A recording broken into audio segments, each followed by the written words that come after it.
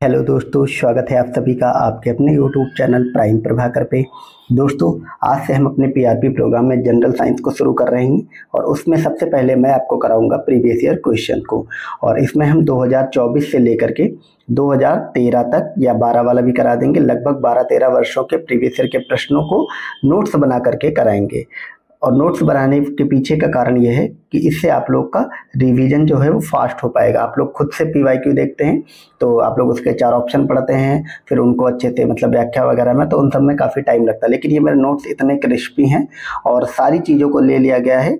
और जो चीज़ें आपके पीवाईक्यू में नहीं दी होती हैं, मतलब जो 4 ऑप्शन होते हैं उसकी एक्सप्लेनेशन में, उन सबको भी गूगल से सर्च कर करके उन चीज़ों को इसमें डाला गया है। ठीक है, तो अच्छे से मतलब आपके नोट्स सारे रेडी कराए गए हैं।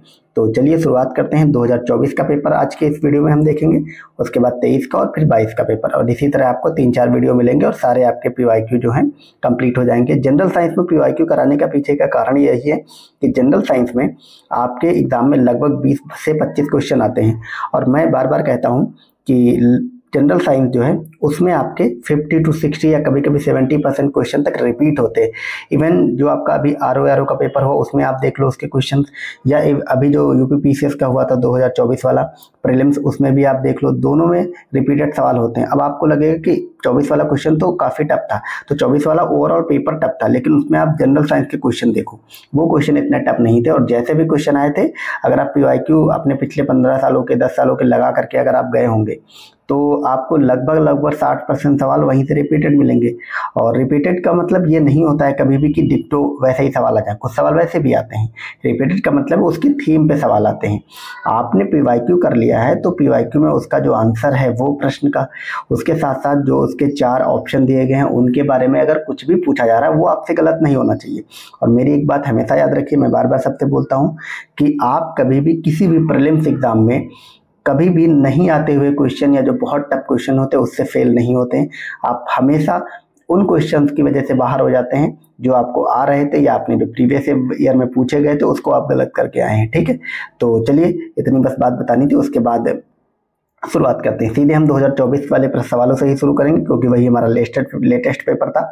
तो उसमें एक सवाल आता है कि भूमि पर रहने वाले पौधे और जानवर क्या कहलाते हैं? वो स्थलीय निवासी कहलाते हैं। बहुत सिंपल था और बहुत इजी क्वेश्चन था और इसको नहीं भी पढ़ते तो भी आप लगा ही देते। ठीक है, क्या क्वेश्चन था कि भूमि पर रहने वाले पौधे क्या कहलाते थे?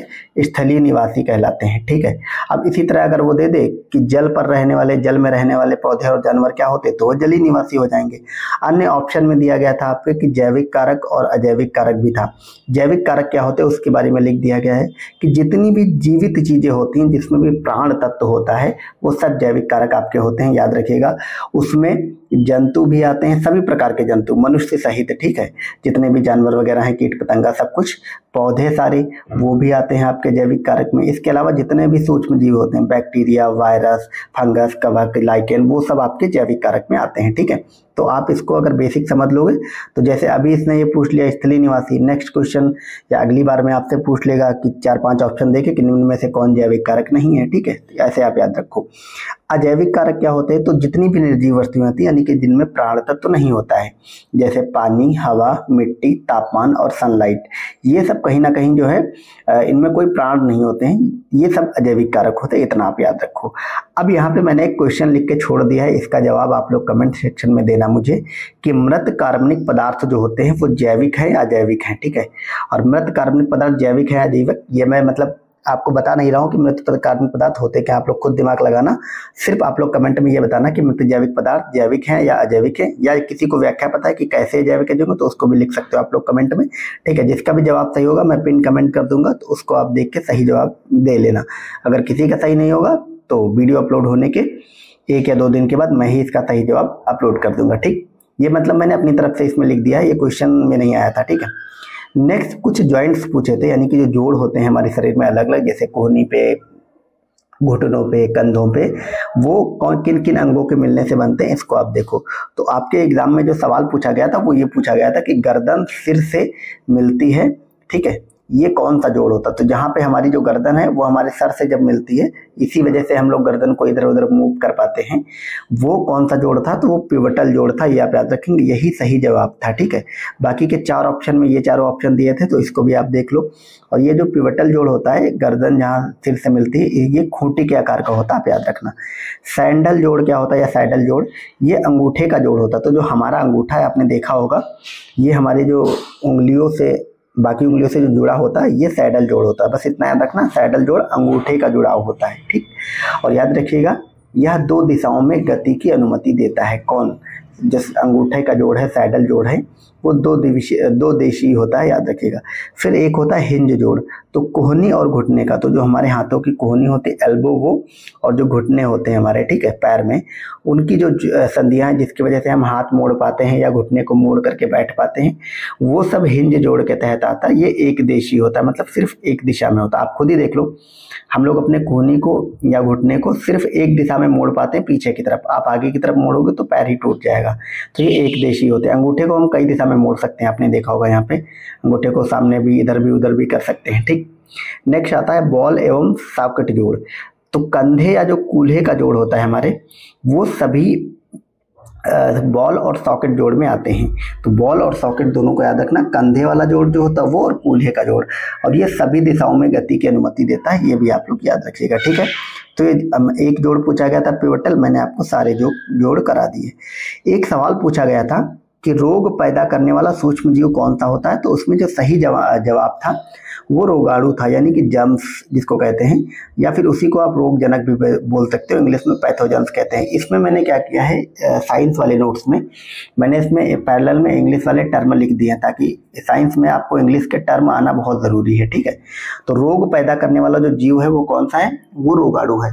अब ये प्रश्न ऐसा था, थोड़ा सा विवादित प्रश्न था, इस पर बहुत सारे लोगों ने आपत्तियां भी भेजी थी, लेकिन आपको पता है आयोग ने बहुत सारे क्वेश्चन बदले हटाए भी थे, लेकिन ये क्वेश्चन नहीं बदला होगा। उसका कारण ये है, जब आप एनसीईआरटी पढ़ोगे साइंस की, मैं अभी दिखा देता हूँ लगा करके स्क्रीन पे, तो आप उसमें देखोगे एनसीईआरटी में साफ साफ लिखी है, यही लाइन लिखी हुई कि रोग पैदा करने वाला सूक्ष्मजीव रोगाणु होते हैं। ठीक है, तो एनसीईआरटी को ही स्टैंडर्ड बुक्स आयोग मानता है, तो उसने इसको नहीं बदला होगा। ठीक है, बैक्टीरिया वगैरह, वायरस वगैरह ऑप्शन में थे, वो नहीं होंगे। ठीक, अब अगला ऑप्शन उसी में था आर्किया। तो मैंने चारों ऑप्शन को हमेशा मतलब लिख के दिया है, आर्किया क्या होता है। आर्किया ऑप्शन में था, अगली बार क्वेश्चन पूछ लेगा आर्किया क्या है। तो याद रखिए, बहुत सारे जो सूक्ष्म जीव हैं उनका जो समूह है वो आर्किया कहलाता है। और ये जो आर्किया होता है वो बैक्टीरिया की तरह एक कोशिकी होता है, लेकिन याद रखिएगा ये जैव रासायनिक रूप से बैक्टीरिया से भिन्न होता है। इतना आप याद रखेंगे आर्किया के बारे में। और क्या याद रखेंगे कि जो आर्किया है वो बहुत ही चरम वातावरण में मिलता है, उबलते हुए जैसे जो झरने होते हैं बहुत गर्म, अति खारे पानी है, उनमें ये पाया जाता है। ठीक, तो आर्किया के बारे में ये सारी बातें आप याद रखिएगा। और मानव में क्या आर्किया मिलता है, तो मानव में सामान्यता तो नहीं मिलता, पर अगर यह है कि नहीं मिलता तो ये गलत हो जाएगा, आर्किया मिल सकता है। ठीक, नेक्स्ट है बैक्टीरिया। बैक्टीरिया के बारे में बहुत सारी डिटेल हम जब आपको प्रॉपर लेक्चर देंगे बायोलॉजी के, तो ऑलरेडी मैं कराऊंगा। बैक्टीरिया वगैरह से क्वेश्चन पूछे जाते हैं कि इससे क्या क्या रोग होते हैं, लेकिन अभी आप समझो बैक्टीरिया में आपको क्या क्या ध्यान रखना है कि बैक्टीरिया एक तो एक कोशिकीय होते हैं, दूसरे बैक्टीरिया में केंद्रक का अभाव होता है। ठीक है, और कोशिका भित्ति बैक्टीरिया में पाई जाती है। ठीक, नेक्स्ट ऑप्शन था आपका प्रोटोजोआ, यानी कि प्रोटोजोआ क्या होता है। तो प्रोटोजोआ जो है वो प्रोटिस्टा जगत का जीव है, ये भी आपको याद रखना है। ये सब सूक्ष्म जीव होते हैं, ये भी एक कोशिकीय होते हैं, और ये यूकैरियोटिक जीव होते हैं। और मलेरिया और जो निद्रा रोग आपने सुना होगा, ये इसी प्रोटोजोआ से होते हैं। ठीक, आप इन मेरी जो प्रीवियस ईयर वाली वीडियोस आएंगी इसी तरह के नोट्स के आधार पे, इसको बहुत अच्छे से करना। मैं आपको ग्रुप पे नोट्स भी दे ही दूंगा, तो आप लोग उस नोट्स को अच्छे से रिवाइज कर लेना। आप देखना, आप जब एग्जाम देने जाओगे तब उसका फायदा आपको दिखाई देगा। ठीक है, तो इसको बिल्कुल हल्के में मत लीजिएगा। ठीक, नेक्स्ट जो क्वेश्चन था वो ये था कि दूध किसका उदाहरण है। तो दूध जो है वो इमल्सन का उदाहरण है। इमल्सन होता क्या है, 2 या अधिक तरल पदार्थों का मिश्रण होता है। अगर इसके कुछ अन्य एग्जाम्पल देखे जाएं तो जैसे पानी का तेल में पायस, तो पायस इमल्सन एक ही चीज होता है वो हिंदी इंग्लिश में। ठीक है, तो जो पानी, मतलब पानी में आपने देखा होगा जब तेल डाल दो तो वो तेल उसके ऊपर तैरता रहता है, तो वो भी कहीं ना कहीं इमल्सन का एग्जाम्पल है। इसके अलावा जो रक्त होता है ब्लड, वो भी इमल्सन का एग्जाम्पल है। अन्य जो ऑप्शन थे आपके क्वेश्चन में, एक था एरोसोल। एरोसोल क्या होता है? हवा या गैस में विलित जो सूक्ष्म ठोस कण होते हैं। तो पहली बात तो एरोसोल बहुत ज़्यादा सूक्ष्म कण होते हैं, लेकिन याद इसमें आपको कभी भी द्रव या गैस ही नहीं लगाना। एरोसोल ठोस कण होते हैं लेकिन बहुत ही सूक्ष्म, और ये हवा में ही तैरते रहते हैं, इतने छोटे होते हैं, हवा में मिले होते हैं, विलीन होते हैं। फिर एक ऑप्शन था सॉल। सॉल क्या होता है? तो याद रखिए, सॉल कोलाइड का एक प्रकार होता है जो कि हमारे ब्लड में, पेंट में और कोशिका द्रव्य में पाए जाते हैं। तो इन सब ऑप्शंस को भी आप लोग अच्छे से करिएगा। मतलब मैं जितना करा रहा हूँ बस आप इतना याद रखना, ये अगर पूछा जाए इस तरह का कुछ भी रहे तो आप गलत मत करिएगा एग्जाम में, ठीक। नेक्स्ट उन्होंने बेकिंग सोडा का ये पूछ लिया था, फार्मूला निम्न में से क्या था, ठीक है। तो याद रखिएगा, बेकिंग सोडा का फार्मूला होता है NaHCO3, ठीक। और सोडियम बाइकार्बोनेट जो है वो भी इसको बोलते हैं, और खाने का सोडा भी यही होता है। वॉशिंग सोडा का फार्मूला Na2CO3, ये भी मतलब ऑप्शन में था, Na2CO3, इसको सोडियम बाइकार्बोनेट कहते हैं, ठीक है। तो ये दोनों आप याद रखिएगा, इस तरह के सवाल भी केमिस्ट्री में पूछे जाते हैं फार्मूला वाले। मैं जब प्रॉपर केमिस्ट्री आपको कराऊंगा तो, और अपने आपके जो ग्रुप है उसमें मैं प्रॉपर इन सब के नोट्स दे दूंगा, कुछ एक मतलब 15-20 लगभग, तो उनके आप लोग जो फार्मूलाज हैं वो रख लीजिएगा, अगर क्वेश्चन आएगा तो वहीं पे आएगा। नेक्स्ट उन्होंने फुल फॉर्म पूछा था CPR का। तो CPR आपको पता है, जब किसी को अचानक से हार्ट अटैक पड़ता है, ठीक है, तो आपातकालीन जीवन रक्षक प्राथमिक चिकित्सा होती है, हार्ट अटैक के समय दिया जाता है, मतलब इमरजेंसी के टाइम पे। और इसका बस फुल फॉर्म पूछा, तो आप याद रखो कार्डियो। कार्डियो जहाँ पे भी आ जाए वो क्या होता है, वो हृदय से ही रिलेटेड चीजें होती हैं, आप याद रखिएगा। कार्डियो पल्मोनरी रेसिटिएशन, ठीक है, रेसिटिएशन, कार्डियो पल्मोनरी रेसिटिएशन, इसका जो CPR है इसका फुल फॉर्म होता है। अभी मैं आपको एक चीज़ बता दूं, जब आपके PYQs हो जाएंगे 4 वीडियोस में, उसके बाद मैं आपको एक क्लास दूंगा, मतलब वो ऐसे रहेगी बायो और फिजिक्स और हर तरीके से रिलेटेड, उसमें मैं आपको कुछ टर्मिनोलॉजी कराऊंगा, तो वो टर्मिनोलॉजी वाली आप क्लास देखना। मतलब एक वो सिंगल क्लास रहेगी 10-12 मिनट की, लेकिन आप देखिएगा आपके एग्जाम में कितना काम कर, सिर्फ टर्म देख करके, सिर्फ शब्द देख करके आप आंसर निकालना सीखोगे बायोलॉजी के, ठीक है, मतलब साइंस में बायोलॉजी, फिजिक्स, केमिस्ट्री के आंसर, तो बहुत वो मैं दूंगा आपको जल्दी में। अगला क्वेश्चन जो था वो था सीरा या वेन्स के बारे में, और पूछा गया था कि निम्न में से किस में अशुद्ध रक्त प्रवाहित होता है, किस सीरा में या किस वेन्स में। तो इसको मैंने बहुत अच्छे से लिख दिया, हालांकि मैं हार्ट वाले चैप्टर में अच्छे से कराऊंगा, बाकी जो भी पूछा जा सकता सब लिख दिया है। देखो वेन्स या सीरा होती क्या है, तो जो रक्त है वो शरीर से हृदय में ले जाने का कार्य करती हैं। तो ये जितनी भी सिराएं होती हैं, जो वेन्स होती हैं, वो जो अशुद्ध रक्त होता है, ठीक है, जितना भी मैंने लिख दिया, अशुद्ध रक्त प्रवाहित होता है। और अशुद्ध रक्त का मतलब होता है उसमें CO2 मिली होती है, कार्बन डाइऑक्साइड। ये अशुद्ध रक्त पूरे शरीर के अलग अलग अंगों से इकट्ठा करती हैं सिराएं, और इसको हृदय में ले जाती हैं, और हृदय में शुद्ध होता है, ठीक। लेकिन याद रखिए एक अपवाद है इसमें, वो अपवाद है फुफ्फुस सिरा, यानी कि पल्मोनरी वेन्स। ये ऐसा है कि जिसमें अशुद्ध रक्त ना प्रवाहित होकर के बल्कि कौन सा शुद्ध रक्त प्रवाहित होता है, ठीक। तो यह हृदय में शुद्ध हो जाता है, और हृदय से जब शुद्ध हो रक्त हो जाता है तो याद रखिए वो हृदय से शरीर में चला जाता है। वो किसके द्वारा जाता है, वो धमनी के द्वारा जाता है, यानी कि आर्टरी के द्वारा जाता है। शुद्ध रक्त का मतलब होता है उसमें O2 मिल जाती है। अब यहाँ पे भी धमनी में भी एक अपवाद है, जैसे ऊपर था कि फुफ्फुस सिरा में शुद्ध रक्त प्रवाहित होता है, ठीक है, जबकि बाकी सारी सिराओं में अशुद्ध रक्त प्रवाहित होता है। जबकि अगर धमनी की बात करें तो धमनी में शुद्ध रक्त प्रवाहित होता है, कोई भी धमनी हो, लेकिन अपवाद है आपका फुफ्फुस धमनी। क्यों? क्योंकि इसमें अशुद्ध रक्त प्रवाहित होता है। तो इन सिराओं और धमनी से ये वाले क्वेश्चन बनते हैं, अच्छे से इसको आप लोग देख लेना, मतलब याद रखिए इसमें ज्यादा कुछ है नहीं, ठीक है। नेक्स्ट आपसे पूछा था, ये क्वेश्चन तो बहुत बार पूछा गया, इवन 2023 में भी आया था, 2024 में भी फिर पूछ लिया था। मधुमेह या डायबिटीज के बारे में पूछा था कि ये किससे होता है। तो आपके ऑप्शन में सिर्फ इतना था कि लैंगरहंस की जो दीपिकाएं होती या जो आइलेट होती, उसकी बीटा सेल से आपका मधुमेह रोग होता है, ठीक है। बाकी मैंने इसको बहुत डिटेल में लिख दिया है, इसको आप अच्छे से समझ लो, ताकि ये टॉपिक आपको फिर कभी देखना ही कहीं से नहीं पड़ेगा, ठीक है। तो सबसे पहले आप समझो कि जो मधुमेह या डायबिटीज है ये अग्नाशय से रिलेटेड है, इतना आप याद रखो। अग्नाशय मतलब इंग्लिश में पैनक्रियाज।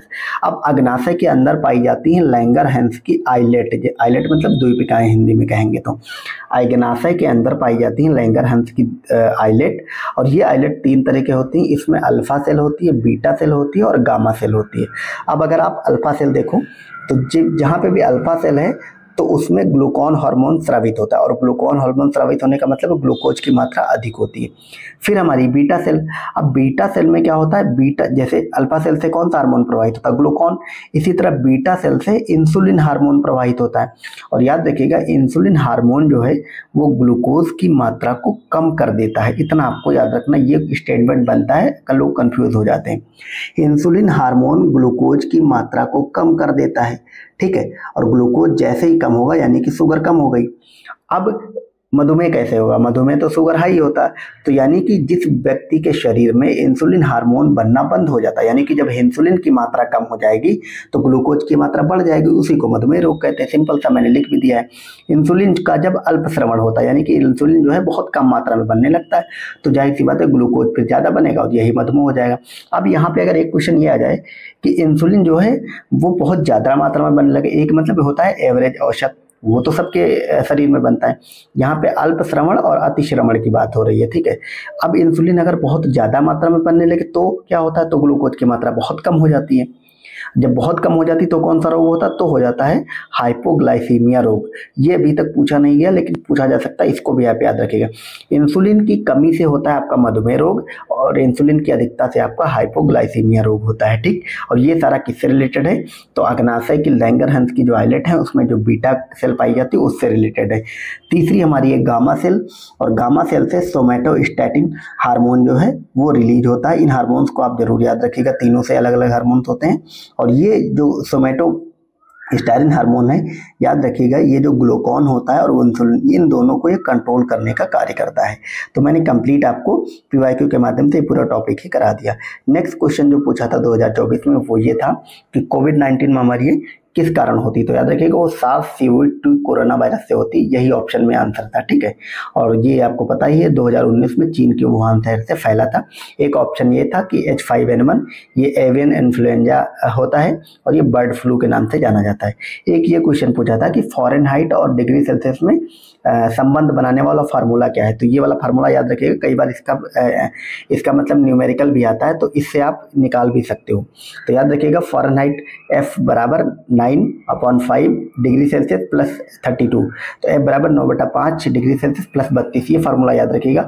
अब यहाँ पे मैंने और लिख दिया कि अगर केल्विन निकालना हो तो कैसे निकालोगे, तो जो आपका डिग्री सेल्सियस होगा जितना तापमान वो, और उसमें अगर आप 273.15 जोड़ दोगे तो केल्विन आ जाएगा। तो इन दोनों फार्मूलों को याद रखना। नेक्स्ट जो क्वेश्चन है वो ये है, स्टेटमेंट आपके दिए गए थे 4 और उन चारों में पूछा था कौन सा गलत है, तो वो ये वाला स्टेटमेंट था कि कोशिका विभाजन या कोशिका के प्रजनन में केंद्रक भाग नहीं लेता, ये ऑप्शन था, जबकि ये लेता है, तो यही वाला गलत हो गया था और यही वाला इसका सही जवाब था। अब हम केंद्रक के बारे में कुछ चीज़ें देख लेते हैं कि कोशिका में केंद्रक की खोज रॉबर्ट ब्राउन ने 1831 में करी थी। कोशिका होती क्या है, सबसे पहले आप इसको समझो, तो केंद्रक क्या होता है, तो जो केंद्रक है वो कोशिका द्रव्य के बीच एक गोल, बड़ी और गाढ़ी गाढ़ी संरचना होती है। और मैंने आपको बताया कि कोशिका विभाजन या प्रजनन में भाग लेता है केंद्रक, और जब ये भाग लेता है कोशिका विभाजन में या प्रजनन में, इसी के फलस्वरूप जो है वो गुणसूत्र या क्रोमोसोम्स का निर्माण होता है। एक अगर आपसे पूछ ले कि जीन क्या होता है, तो डीएनए की कार्यात्मक इकाई जीन होती है। फिर कुछ विटामिन और उनसे होने वाले रोगों को मिलान करने को पूछा था, वो ये था कि विटामिन ए से अंधापन रोग होता, ऑप्शन में अंधापन था, मतलब ये रतौंधी वाला ही है, ठीक है, ऑप्शन में आपके अंधापन लिखा हुआ था। बी से बेरी, सी से स्कर्वी, डी से रिकेट, काफी इजी है और आप सबको पता होता है। तो हमारे 24 से इतने क्वेश्चन पूछे गए थे। अब आप लोग खुद ही बताइए कि ये जो मैं नोट्स बना के आपको पीवाईक्यू करा रहा हूँ कितना अच्छा रहेगा आप सबके लिए, ठीक है, मतलब ये सब ठीक है या नहीं ठीक है, जो भी है आप सब अपना फीडबैक जरूर कमेंट में दिया करिए, ठीक है। आप लोग वीडियो देख लेते पर फीडबैक वगैरह नहीं देते हैं, पर दिया करिए आप लोग। तो अब हम देखेंगे 2023 वाले पीवाईक्यू। 2023 में देखते हैं, तो इसमें आपको क्या याद रखना है कि ये कुछ, पहला जो क्वेश्चन था वो ये था, ये कुछ रोग दिए गए थे और पूछा था ये किन किन सूक्ष्म जीवों से होते हैं। तो पेप्टिक व्रण रोग जो है ये किससे होता है, ठीक है।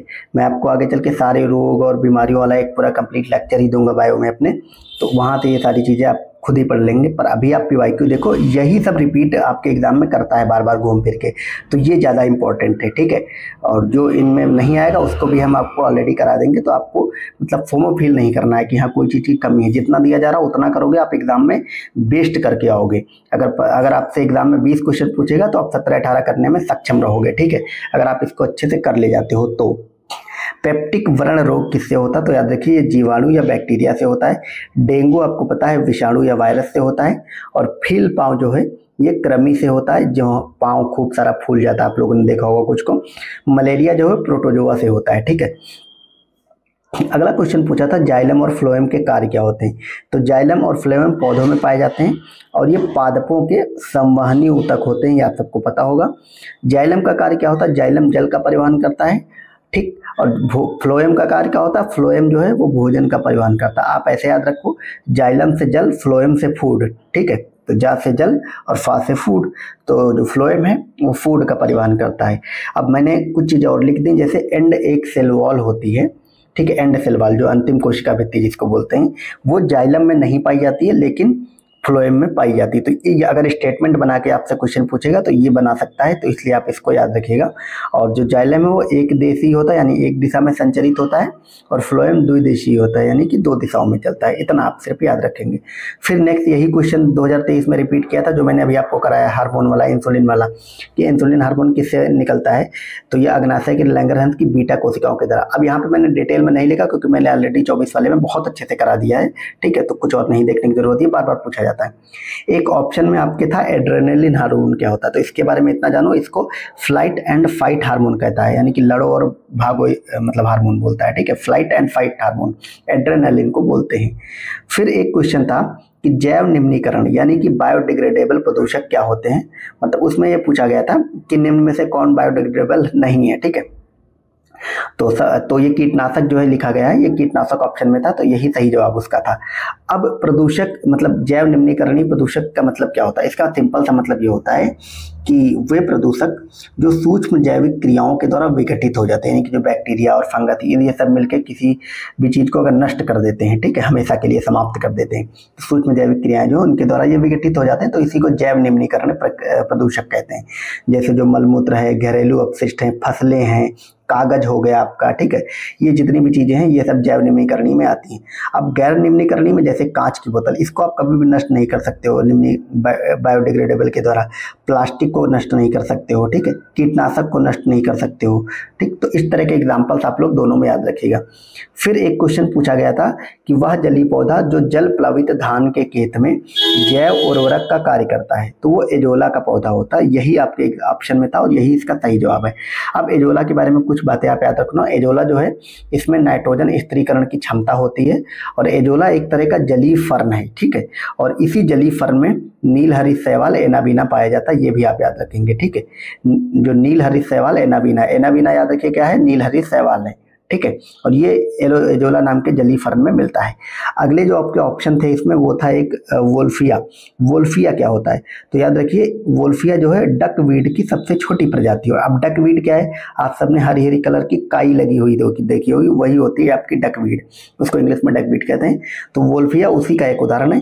इसी तरह एक लेमना ऑप्शन में था, आप याद रखिएगा डकवीड की ही प्रजाति लेमना भी है, तो वोल्फिया और लेमना डकवीड की प्रजाति है। एक ऑप्शन में था आपका ट्रोपा, तो ट्रोपा क्या होता है? तो ट्रोपा एक तरह का जलीय पौधा होता है, और ट्रोपा आप सबने नहीं सुना होगा लेकिन आप सबने नाम सुना होगा सिंघाड़े का, आप लोगों ने खाया भी होगा, ठीक है, तो ये सिंघाड़ा को ही ट्रोपा बोलते हैं, ठीक। नेक्स्ट जो क्वेश्चन था आपका मतलब साइंस टेक्नोलॉजी से, तो उसमें पूछा था कि निसार किसका किन दो देशों के बीच है? तो निसार आपको याद रखना है, निसार में एन और I, N for NASA, I for India, और फिर सार में सिंथेटिक ऑपरेटर रडार, यानी कि NASA India synthetic operator radar satellite. ये फुल फॉर्म नहीं पूछा था किन दो देशों का है, तो याद रखिएगा ये किसका है? इंडिया और अमेरिका का। फिर पूछा था कि मानव हृदय में कितने चैम्बर हैं? तो 4 चैम्बर हैं, दायां और बायां आलिंद, दायां और बायां निलय, तो 2 निलय और 2 आलिंद हैं, ठीक। एक ये क्वेश्चन पूछा था कि प्राकृतिक रेशम का अनिवार्य घटक क्या है, यानी कि प्राकृतिक रेशम में अनिवार्य तौर पर पाया जाने वाला घटक क्या है, तो वो नाइट्रोजन है। इस बात को याद रखना, यही पूछा था। और प्राकृतिक रेशम वैसे होता क्या है, तो याद रखिएगा ये प्राकृतिक प्रोटीन होता है जिसमें कि फाइबर मिलता है, और ये फाइबर जो है अमीनो एसिड से बनता है। तो ये सारी डिटेलिंग है, इसको आप अच्छे से याद रखना। नेक्स्ट पूछा था कि समुद्री शैवालों में कौन सा तत्व प्रचुर मात्रा में मिलता है, तो याद रखिएगा तो आयोडीन तत्व यही ऑप्शन में था, यही आंसर था। समुद्री शैवाल में आयोडीन तत्व जो है प्रचुर मात्रा में मिलता है। और एक चीज़ आप याद रखिए, लेमिनेरिया या फिर जिसको लेमना वगैरह बोलते हैं, ये समुद्री घास होती है और इसी में आयोडीन की प्रचुरता मिलती है। अब एक क्वेश्चन आपसे पूछा था कि नोबेल गैस, 4 गैसें दे दी थी और पूछा था निम्न में से कौन सा नोबेल गैस या अक्रिय गैस या निष्क्रिय गैस या उत्कृष्ट गैस नहीं है। ये सारे नाम में मतलब कंफ्यूज नहीं होना, एक ही गैसों को बोलते हैं, ठीक है। तो नोबेल गैस, उत्कृष्ट गैस या निष्क्रिय गैस होती क्या है, तो याद रखिएगा पीरियडिक टेबल जो है, जो हमारी आवर्त सारणी है, उसके शून्य वर्ग के ये सारे तत्व होते हैं, ठीक। और ये कितने होते हैं, तो याद रखिए ये 6 नाम आप याद रखिएगा, helium, neon, argon, krypton, xenon और रेडॉन। ये सब नाम आप याद रखिए, helium, neon, argon, krypton, xenon और रेडॉन, ये सारे के सारे जो हैं आपकी नोबेल गैस हैं। और आपका जो ऑप्शन में आंसर था वो तो ऑप्टिनियम एक करके ऑप्शन था, वो नहीं थी नोबेल गैस, ठीक। अब इसमें एक फैक्ट आप याद रखिएगा, इतनी जो 6 आपकी नोबेल गैस हैं, इसमें सिर्फ और सिर्फ रेडॉन ऐसी है जो वायुमंडल में नहीं पाई जाती है। इसके अलावा बाकी जितनी भी आपकी नोबेल गैस हैं वो सभी के सभी वायुमंडल में मिलती हैं। तो ये फैक्ट आप लोग याद रखिए, पूछा जा सकता है। फिर एक क्वेश्चन पूछा गया था कि डिप्थीरिया का टीका कौन सा है निम्न में से, तो जो टॉक्सॉइड था वो डिप्थीरिया का टीका था, ठीक है। ये बात आप लोग याद रखेंगे। एक मिनट, डिप्थीरिया का टीका कौन सा था, तो जो आपका टॉक्साइड है वही डिप्थीरिया का टीका था, यही आंसर था। अब डिप्थीरिया में होता क्या, तो याद रखिएगा हमारे गले में जो श्लेष्मा झिल्ली पाई जाती है उसमें छाले हो जाते हैं, उसी को डिप्थीरिया बोलते हैं। और डिप्थीरिया का एक अन्य नाम रोहिणी है, तो रोहिणी रोग पूछ ले तो आप कंफ्यूज मत होना, डिप्थीरिया को बोलते हैं। और ये डिप्थीरिया होता किससे, तो याद रखिए बैक्टीरिया से होता है, ठीक।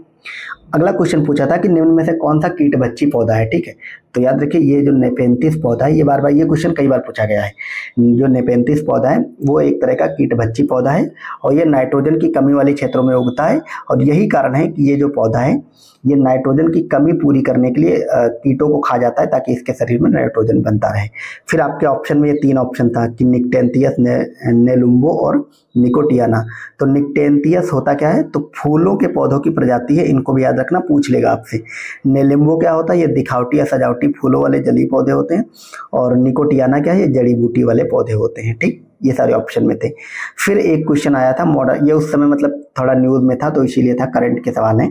तो जो भी करंट में वैक्सीन वगैरह रहती है या साइंस की कोई खोज रहती है वो इंपॉर्टेंट होती है।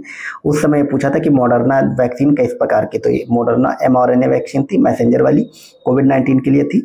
और ये mRNA यानी कि मैसेंजर RNA वैक्सीन, इसके बारे में अगर इसका स्टैटिक पार्ट जानना हो, करती क्या है, तो याद रखिएगा यह शरीर में वायरल प्रोटीनों को स्वयं से उत्पन्न करने के लिए प्रेरित करती है। तो शरीर में जाती है, उसके बाद वायरल प्रोटीन को खुद ही शरीर के अंदर बनाने का कार्य करती है, ठीक। मतलब शरीर खुद ही बनाता है, सेल प्रेरित करती है। और इसको अमेरिका ने बनाया था, ठीक। नेक्स्ट एक क्वेश्चन पूछा था कि लाफिंग गैस कौन सी है निम्न में से, तो याद रखिएगा लाफिंग गैस यानी कि NO2, ये नाइट्रस ऑक्साइड को बोलते हैं, ठीक। और इसका प्रयोग अगर पूछ ले तो याद रखना ये निश्चेतक के रूप में प्रयोग की जाती है। निश्चेतक मतलब बेहोश करने के लिए उपयोग की जाती है, ठीक। तो इतने क्वेश्चन आपके 2023 से पूछे गए थे। अब हम 2022 के क्वेश्चन को देखेंगे। तो अगर 2022 के क्वेश्चन पे चलें तो इसमें एक क्वेश्चन पूछा गया था कि सूर्य की ऊर्जा से अनंत व्युत्पन्न ऊर्जा नहीं है, यानी कि अनंत नहीं, सॉरी, अंततः। क्वेश्चन ये था कि सूर्य की ऊर्जा से अंततः व्युत्पन्न ऊर्जा कौन सी नहीं है। तो उसमें जो आपका ऑप्शन था, हालांकि आयोग ने नाभिकीय ऊर्जा को माना था, लेकिन एक ऑप्शन में भूतापीय ऊर्जा भी लिखी थी। तो आपको याद रखना ये जो भूतापीय ऊर्जा होती है ये भी सही जवाब होगा, ठीक है। हालांकि मतलब आयोग ने नाभिकीय ऊर्जा मानी थी क्योंकि इसमें किसी भी तरह से सूर्य का कोई लेना देना नहीं। इसके अलावा आपके जो बायोमास ऊर्जा और पवन ऊर्जा, ये भी 2 ऑप्शन में थे, ठीक। तो आपको याद रखना है कि जो बायोमास ऊर्जा है और पवन ऊर्जा, इसमें कहीं ना कहीं सूर्य की ऊर्जा का रोल होता है, लेकिन नाभिकीय ऊर्जा और भूतापीय ऊर्जा में सूर्य की ऊर्जा का रोल नहीं होता है। और भूतापीय ऊर्जा क्या होती है कि पृथ्वी के भीतरी भाग में होने वाली अभिक्रियाओं से उत्पन्न होती है भूतापीय ऊर्जा, ठीक है। तो याद रखिए, तापी से आप ताप मत समझ लेना और फिर सूर्य समझ लो, ठीक है। ये पृथ्वी की जो आंतरिक क्रियाएं होती हैं उसमें उससे उत्पन्न होने वाली जो अभिक्रियाएं हैं उससे ये भूतापी ऊर्जा होती है। अरे जैसे मतलब आप ज्वालामुखी वगैरह में जो ऊर्जा निकलती है उसको आप समझो, तो उसमें सूर्य का ऊर्जा का कोई रोल नहीं होता है, ठीक है। तो ऐसे आप समझ लो। फिर एक क्वेश्चन आपसे पूछा था अगला कि डीडीटी क्या होता है। तो डीडीटी जो है वो अजैव अपघटनीय प्रदूषक है, यानी कि नॉन बायोग्रेडेबल है। और अन्य उदाहरण अगर आपको नॉन बायोग्रेडेबल के देखना हो तो क्या होता है, डीडीटी, आर्सेनिक, लेड, मरकरी और रेडियो एक्टिव पदार्थ। अभी हमने ऊपर आपको ऑलरेडी ये क्वेश्चन बार बार पूछा जाता है, मैंने आपको कराया था ना कि ऊपर पूछा था कि जैव निम्नीकरणीय पदार्थ या अपघटनीय या निम्नीकरणीय एक ही होता है, ठीक है। अब यहाँ पे अजैव पूछ लिया है तो यही मतलब आपको समझना होता है, ठीक है। और एग्जाम्पल्स जरूर आपको याद रखने हैं कि किससे क्या होता है। तो मैंने आपको कल उसमें अभी पहले क्या दिखाया था, जो कीटनाशक आपके होते हैं, कांच होती है, प्लास्टिक होते हैं, वो सारे अजैव अपघटनीय पदार्थ होते हैं। जैसे अब उसी में आप ये 4-5 एग्जाम्पल और जोड़ दो, DDT, arsenic, lead, mercury, radioactive पदार्थ। और ये क्या होते हैं, जो सूक्ष्म देवों के द्वारा अपघटित नहीं होते हैं। जैव वाले क्या अपघटित हो जाते हैं, जैसे मलमूत्र मैंने आपको बताया था, कपड़ा, कागज, ये सब चीजें। कपड़े में भी सूती कपड़ा जो होता है वो, ठीक है। डीडीटी का फुल फॉर्म होता है डाइक्लोरो डाइफिनाइल ट्राइक्लोरो इथेन। तो फुल फॉर्म भी आप याद रखना, ये भी पूछा जा सकता है, ठीक। नेक्स्ट है हमारा बायोमास क्या होता है। आपसे पूछा गया था कि निम्न में से कौन सा बायोमास नहीं है, तो उसमें परमाणु ऊर्जा जो था यही नहीं था। इसके अलावा जो लकड़ी, कोयला, गोबर है, ये सब बायोमास है। फिर आपसे हरित गृह गैस पूछा था और निम्न पूछा था, निम्न में से कौन सी हरित गृह गैस मतलब सबसे ज्यादा हरित गृह जो हरित गृह गैस है, जो ग्रीन हाउस गैसेस हैं, उसमें सबसे ज्यादा मात्रा किसकी होती है, तो वो जो है मीथेन की होती है। तो आपको पता है, हाँ, उसमें जो क्वेश्चन था वो ये था कि निम्न में से कौन हरित गृह गैस नहीं है, तो उसमें जो आपकी आर्गन गैस है वो हरित गृह गैस नहीं थी, ये आपको याद रखना है, ठीक। अब हम ये देखेंगे कि हरित गृह गैस कितनी होती है, क्योंकि ये सब चीजें ऐसी हैं जो बार बार रिपीट होती हैं और आप पीवाईक्यू पढ़ रहे हो तो यहीं पे सारा पढ़ लो और दोबारा आपको इसको देखने की जरूरत ना पड़े, ना ही ये गलत हो। तो याद रखिएगा, सबसे पहले मीथेन, सबसे अधिक मात्रा मीथेन की होती है, ठीक है, मीथेन। फिर कार्बन डाइऑक्साइड, नाइट्रस ऑक्साइड जो होती है आपकी, जो लॉफिंग गैस अभी हमने देखा था, क्लोरोफ्लोरोकार्बन, सीएफसी जिसको बोलते हैं, और जलवाष्प। ये इतनी हरित गृह गैसेस हैं, इसको आप नाम याद रखना, इसको मतलब रट ही लो आप, CO2, methane, nitrous oxide, chlorofluorocarbon और जलवाष्प। आर्गन आपकी हरित गृह गैस नहीं है, लेकिन एक चीज आर्गन के बारे में एक फैक्ट आप याद रखना। अभी हमने ऊपर आपको क्या बताया था, आर्गन ही वायुमंडल में जो है वो मैंने आपको ये बताया था कि आर्गन नहीं, वो रेडॉन गैस थी। जो रेडॉन है वो वायुमंडल में नहीं मिलती, इसके अलावा जितनी भी आपकी नोबेल गैसेज हैं वो सब आपके वायुमंडल में मिलती हैं, ठीक। तो ये सारे फैक्ट अच्छे से करना। अब वायुमंडल में अगर गैसों को देखो तो सबसे ज्यादा मात्रा में नाइट्रोजन मिलती है, आपने पढ़ाई होगा। दूसरे नंबर पे आपकी ऑक्सीजन मिलती है। तीसरे नंबर पे आपकी जो आर्गन गैस है वो पाई जाती है 0.93%। यहाँ पे तीसरे नंबर में लोग कंफ्यूज हो जाते हैं CO2 से, तो याद रखिए CO2 चौथे नंबर पे है, ठीक। तो इतना आप याद रखिएगा। अब एक क्वेश्चन पूछा था, किस क्षेत्र में कितना ध्वनि का स्तर होना चाहिए, ठीक। तो उसको मिलान करने को पूछा गया था। तो ध्वनि को मापने की इकाई डेसिबल होती है, ये आप लोग याद रखिएगा, ये भी पूछ लेता है। तो जो आवासीय क्षेत्र है उसमें 45 डेसिबल जो एरिया है, यानी कि जहाँ पे लोग रहते हैं, हम लोग के घर वगैरह होते हैं, जहाँ पे हम रात में सोते हैं, तो वहाँ पे याद रखिएगा दिन में 55 डेसिबल की आवाज हो सकती है और रात में 45। जो शांत क्षेत्र होते हैं एकदम, कुछ एरिया को शांत क्षेत्र घोषित कर दिया जाता है, जैसे मंदिर वगैरह या फिर हॉस्पिटल वगैरह, ठीक है। तो उसमें आपको क्या याद रखना है कि 40 डेसिबल जो है वो रात में होना चाहिए और दिन में होना चाहिए 50 डेसिबल। और औद्योगिक क्षेत्र में 70 डेसिबल रात का और दिन का 75%। व्यापारिक क्षेत्र में 55 और 65 दिन रात का, ये होना चाहिए, ठीक है। तो ये मिलान करने को दिया था, तो इसको आप लोग याद रखिएगा। नेक्स्ट, पादप रोग और उनके कारक। तो नेक्स्ट है पादप रोग, यानी कि जो पौधों में रोग होते हैं उनके कारक किससे होते हैं। और ये जो चारों पॉइंट्स मतलब चारों पूछे गए थे, ये मिलान करने को पूछा था, तो ये बहुत इंपॉर्टेंट है, कई बार रिपीट भी हुए हैं। तो जो खट्टे नाशर का रोग है, ठीक है, वो जीवाणु या बैक्टीरिया से होता है, ये इसको आप रट ही लेना अच्छे से। फिर गन्ने का जो लाल सड़न रोग, आपने गन्ने में देखा होगा, जो लोग ग्रामीण पृष्ठभूमि में हैं, तो गन्ने की जो गांठ होती है यहाँ पे, वहाँ पे लाल लाल टाइप का हो जाता है, वो गन्ना खराब हो जाता है, वहाँ पे मतलब मिठास नहीं होती और वो गन्ना ही खराब हो जाता है एक तरह से। तो याद रखिए, वो कवक या फफूंद की वजह से होता है। आलू का कृष्णकांत रोग जो है वो ऑक्सीजन की कमी से होता है, ये आप याद रखिएगा। और गेहूं का जो साहू रोग है वो कीटों के द्वारा हो जाता है, ठीक। तो ये क्वेश्चन पूछा गया था। फिर नेक्स्ट है जो शनि ग्रह के बारे में पूछा था, और पूछा था कि शनि ग्रह में किसकी अधिकता है। तो ये उसका आंसर जो था वो मीथेन था। मीथेन जो है वो शनि ग्रह में पाई जाती है, लेकिन वो याद रखिए हालांकि है अल्प मात्रा में। तो उसमें जो ऑप्शन था वो आपका मीथेन ही था। और बहुत ही अल्प मात्रा में हिम और जल के कण भी वहाँ पे मिलते हैं। और अगर अधिक मात्रा में देखें तो हाइड्रोजन मिलता है सबसे अधिक मात्रा में, फिर हीलियम मिलता है। लेकिन याद रखिएगा जो शनि ग्रह का कोर है, ठीक है, उसमें ये सब नहीं मिलते। कोर को छोड़ करके जो मेन एरिया होता है, बाकी मेंटल और क्रिस्ट वाला अगर आप पृथ्वी के से तुलना करेंगे तो उस एरिया में हाइड्रोजन सबसे ज़्यादा, फिर हीलियम और फिर मीथेन मिलती है। ये आप याद रखिएगा। शनि क्या होता है? शनि पीले रंग का गैसीय ग्रह है, ये आपको पता है। इसके चारों तरफ इसीलिए वलय या छल्ले पाए जाते हैं। और ये 100 डिग्री के तापमान इसका हमेशा रहता है सतह पर। तो शनि के बारे में इतनी बात आप याद रखना। फिर एक क्वेश्चन पूछा था कि कार्बन का सबसे स्थिर रूप क्या होता है? तो स्थिर रूप या पररूप जिसको बोलते हैं, तो कार्बन का सबसे स्थिर रूप जो है ग्रेफाइट होता है। ठीक, यही आंसर में था। हीरा जो है वो भी कार्बन का अपर रूप होता है, लेकिन याद रखना हीरा जो है वो कार्बन का सबसे स्थिर रूप नहीं होता, वो ग्रेफाइट होता है। फिर एक क्वेश्चन ये था कि ऐसे क्वेश्चन पूछा था कि निम्न में से कौन सा स्तनधारी है जो अंडे देते हैं? और उसका जो आंसर था वो एकेडना था। एकेडना क्या होता है? तो कांटेदार चींटा होता है, ये आप याद रखेंगे, ठीक है। और ये एक ऐसा स्तनधारी है जो अंडे देते हैं। जनरली आपने देखा होगा स्तनधारी बच्चे पैदा करते हैं, लेकिन एकेडना और एक ऐसी बतख होती है, ये ऐसे स्तनधारी हैं जो कि अंडे देते हैं। और वो स्तनधारी जो अंडे देते हैं वो मोनोट्रॉम कहलाते हैं। तो ये टर्म आप याद रखना, डायरेक्ट पूछ लेगा कि ऐसे जीवधारी मतलब स्तनधारी जो अंडे देते हैं वो क्या कहलाते हैं? तो वो मोनोट्रॉम कहलाते हैं, ठीक। फिर एक क्वेश्चन पूछा था कि बैसिलस हीमोफिलस इन्फ्लुएंजा ये जो है किसके मतलब इससे क्या होता है? तो इससे जो है आंसर में था वो था मेनिंजाइटिस यानी कि मस्तिष्क ज्वर। ये भी किस में होता है? बच्चों में। और तो इसको घुमा के भी पूछा जा सकता है कि मेनिंजाइटिस यानी कि मस्तिष्क ज्वर किसके कारण होता? तो बैसिलस हीमोफिलस इन्फ्लुएंजा से होता है, ठीक है। और एक चीज़ और याद रखिए, ऑप्शन में नहीं था लेकिन आप याद रखना कि निमोनिया का भी कारक यही होता है और ये विषाणु जनित रोग होता है, ये आप याद रखेंगे।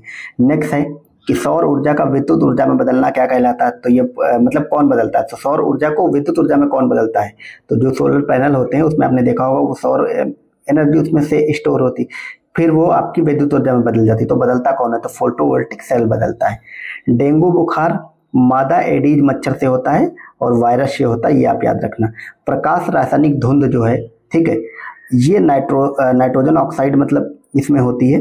और N2O जिसको बोलते हैं फोटो केमिकल स्मॉग। ये क्वेश्चन ये था कि इनमें से कौन सा आवश्यक प्रदूषक प्रकाश रासायनिक धुंध में पाया जाता है? तो वो ओजोन पाया जाता है, इतना आप याद रखेंगे, ठीक।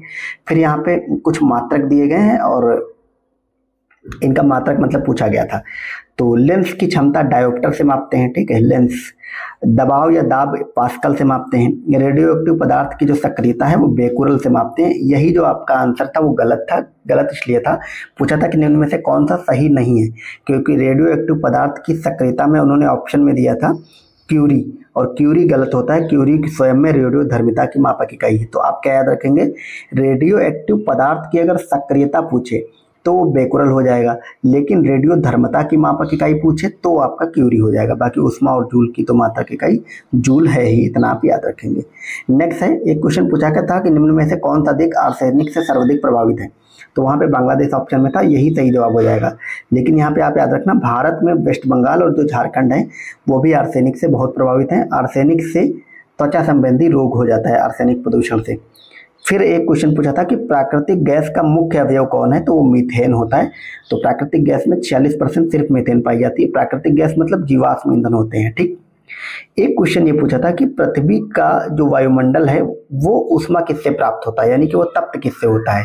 तो वो उसमें आंसर में था कि दीर्घ तरंग स्थलीय विकिरण, और यही इसका सही जवाब था। आप याद रखिएगा, पृथ्वी का जो वायुमंडल है वो दीर्घ तरंग स्थलीय विकिरण के द्वारा तप्त होता है, ठीक है। यानी कि और जो पृथ्वी हमारी वो किसके द्वारा तप्त होती है? यानी कि उसको सूर्य तप कहाँ से प्राप्त होता है?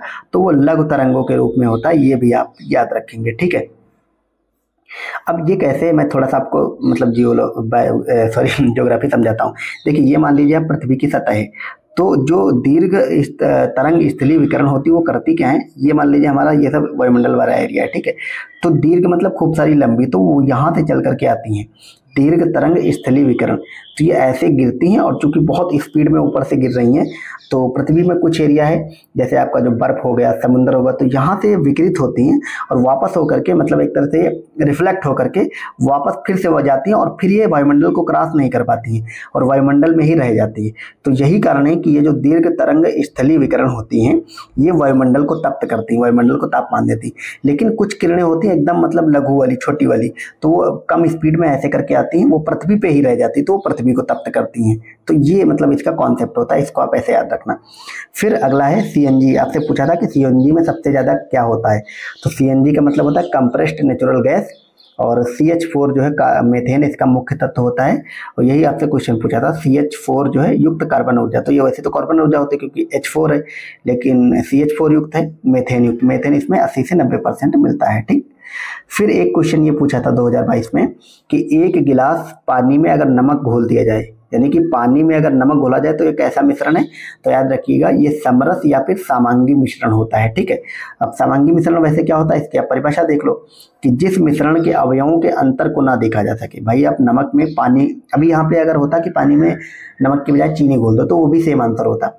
तो पानी में अगर आप चीनी घोल दो, नमक घोल दो, तो उसके बाद कहीं पर नमक दिखता है, मतलब जिसको आप देख ना पाए अवयव को। ठीक है।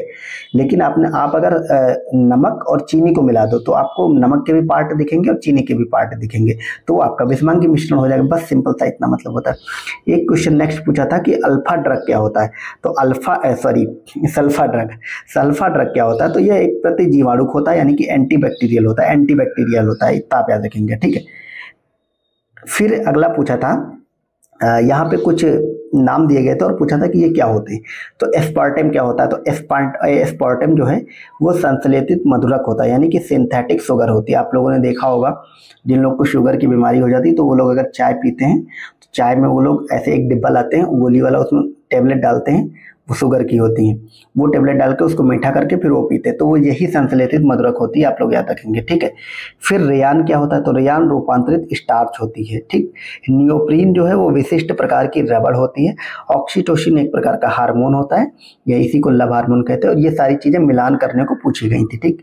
फिर अगला क्वेश्चन था कि ऊन क्या है, तो ऊन भी जैव निम्नीकरणीय पदार्थ होता है। हमने अभी निम्नीकरणीय देख लिया, जैव जीव दोनों को। एक एग्जाम्पल उसमें ऊन को भी आप ऐड कर लो, कागज और सूती कपड़ा भी ऐड कर लो। कार्बोरेटर क्या होता है, ये क्वेश्चन पूछा था। तो देखिए ऊष्मा के जो इंजन होते हैं, ऊष्मा इंजन होते हैं, तो ऊष्मा इंजनों के कई प्रकार होते हैं, लेकिन उसमें केवल और केवल पेट्रोल इंजन ऐसा होता है जिसमें कार्बोरेटर का प्रयोग होता है। कार्बोरेटर होता है क्या, ये आंतरिक दहन इंजन होता है। ठीक है। तो ये इतने क्वेश्चन थे आपके 2022 के, आप लोग ध्यान से करिएगा। नोट्स आपके जो डेडिकेटेड ग्रुप है उस पर भेज दिया जाएगा कंप्लीट PYQ का। ठीक है। और उसी में आप लोग रिवाइज इसको नोट्स से करते रहिएगा। जनरल साइंस आपके 20 क्वेश्चन कहीं नहीं जाने हैं। ठीक है। सिर्फ आप मतलब PYQ मेरे कर लेना, उसके बाद मैं आपको जो 3-4 क्लासेस दूंगा बायो की छोटी छोटी, आधे घंटे 20 मिनट के, उसको कर लेना, उससे बाहर कुछ नहीं जाएगा। नोट्स भी उन सबके भी मिल ही जाएंगे आपको। ठीक है। और अब हम आपको 2-3 वीडियो और देंगे, उसमें आपके PYQ कंप्लीट हो जाएंगे 12-15 सालों के पिछले। तो 2021 वाले से लेकर के 21, 20, 19, 18 ये सब हम नेक्स्ट वीडियो में देखेंगे, जो कि आपको कल मिलेगी। और ये सारी जो साइंस है मैंने आपको ऑलरेडी शेड्यूल अपने ग्रुप पे शेयर कर दिया है। 3 सितंबर तक आपका कंप्लीट साइंस जो है वो हो जाएगा। ठीक है। वो कैसे होगा वो सब आप मेरे पे छोड़ दो। और अभी एक चीज़ और मैं इसमें क्लियर कर दूँ, मैंने अपनी ग्रुप पे अभी टेस्ट नहीं दिए, प्रोवाइड कराए हैं। पॉलिटी कंप्लीट हो गई उसके भी और अभी साइंस के भी। तो मैं आपको कुछ दिन और वेट करिए, फिर मैं आपको 50-50 क्वेश्चन के टॉपिक वाइज लगभग हर एक सब्जेक्ट के जिसका जैसे वेटेज है उस तरह से 2 या 3 टेस्ट दूंगा। फिर मैं फुल लेंथ तो आपको लास्ट में दूंगा, मैंने बताया आपको। तो वो सारे टेस्ट भी आपको आपके डेडिकेटेड ग्रुप में मिलेंगे। ठीक है। थोड़ा टाइम दीजिए, टेस्ट वगैरह बनाने में थोड़ा सा मतलब रिसर्च वगैरह करना पड़ रहा है, इस चक्कर में थोड़ा टाइम जा रहा है। ठीक है। थोड़ा लेट हो रहा है, लेकिन मतलब जो भी चीज़ें बोलेगी सब आपको मिलेंगी।